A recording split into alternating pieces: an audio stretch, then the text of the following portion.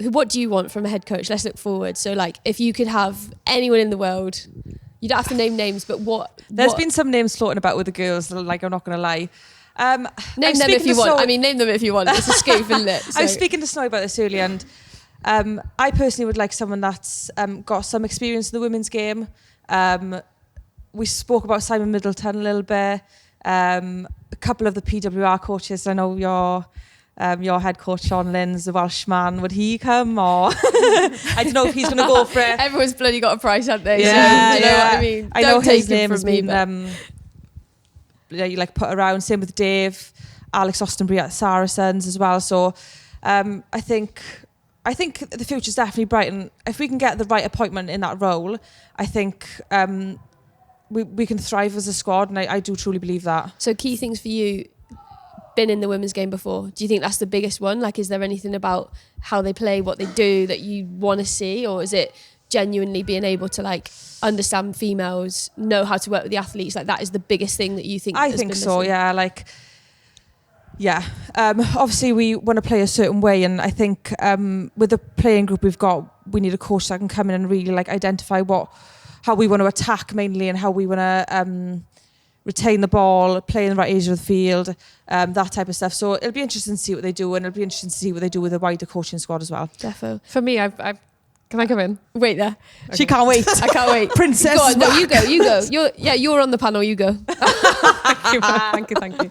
No, I've just got a slightly different opinion to Alisha, because you look at Wayne Smith and John Mitchell, as far as I'm aware, they didn't have any previous experience in the women's game, but they had success or having success. From what it looks like from the outside. And for me, I think the key is emotional intelligence. So I don't think we should limit ourselves to just coaches who've coached in the women's game, as long as they're emotionally intelligent to be able to apply their knowledge to a different playing group, then that's the important thing. And then the second thing is, again, it's emotional intelligence. What are our strengths as a country? What are our limitations? Let's play to our strengths rather than this is how I think we should play and try and fit people into like, square pegs into round holes. So 100%. Yeah. So we've heard about you two as coaches. Are you two going for it or what? Get in the bin.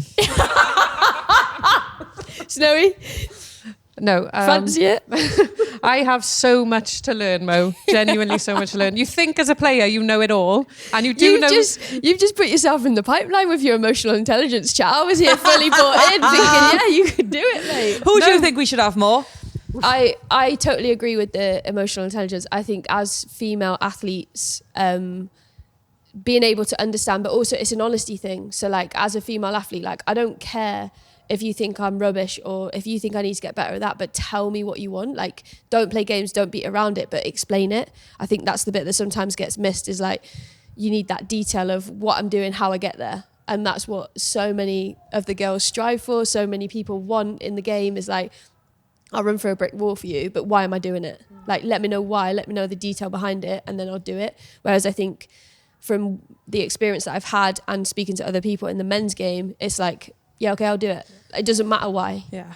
But that's the difference. Spot on. Yeah. 100%. But I also think you need someone with credibility, and that has been there, because I think it's too easy sometimes in the women's game, in my opinion, to just step into a role because you've been a player or you've done something. Like, you have to have credibility as a coach and be able to like run a program, because being head coach of a program is so very different from coming in and doing a few skills every now and again. 100%. And you also need to be strong. Yeah. Because, you know, to come into any union, not just the WIU, but any union, you need to have a lot of strength and say, no, hang on a minute, this is what I want, this is what I know is what's best for the programme, and be able to challenge certain systems and structures.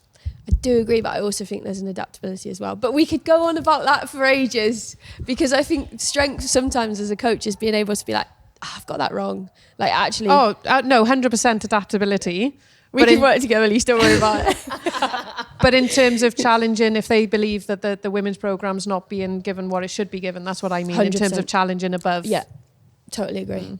Totally agree, because again, that sometimes gets left. I think that last bit is huge, right? You need somebody who's going to go to bat for you, and I don't think that we've like had that necessarily. And listen, I'm well far removed from all of it, but you can tell when people are connected and working towards something together that they strongly believe in. Like you feel it, don't you?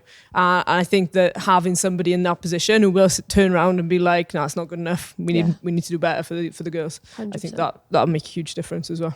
Oh, see, we are on a panel. Who'd have known? There we are. Come on. I'm Gary Barlow. Of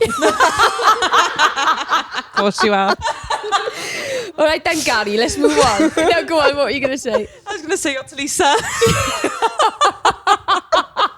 Who's Mo then, Lise? Simon Cowell.